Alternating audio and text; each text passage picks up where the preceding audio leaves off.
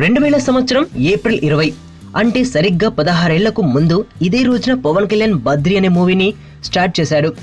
పూరి లాంటి talented director ని ఇండస్ట్రీకి పరిచయం చేయడమే కాదు, ఈ సినిమా కారణంగా పవన్ తో ఓ అనుబంధం పెంచుకున్న హీరోయిన్ రేణు దేశాయ్. అదే రోజున పవన్ కళ్యాణ్ తో రేణు దేశాయ్కి పరిచయం అయింది. ఆ తర్వాత వారిద్దరూ ఎంతో కలిసిపోయారు, ఒకరితో ఒకరు లైఫ్ పంచుకున్నారు. పవన్ తో రేణు ఎంతో సన్నిహితంగా మారిపోయిందంటే బద్రి తర్వాత ఆమె చేసిన ఒకే ఒక్క సినిమా జానీ. అది పవన్ కి హీరోయిన్ గానే. ఆ తర్వాత పెళ్లి, 2 పిల్లలు, విడాకులు, ఇదంతా జరిగిపోవడానికి నాంది 16 ఏళ్ల క్రితం బద్రితోనే పడింది. గతేడాది ఇదే రోజున రేణు దేశాయ్ బద్రి జ్ఞాపకాలను గుర్తు చేసుకుంది. కానీ ఈసారి మాత్రం ఎందుకో సైలెంట్ గానే ఉండిపోయింది.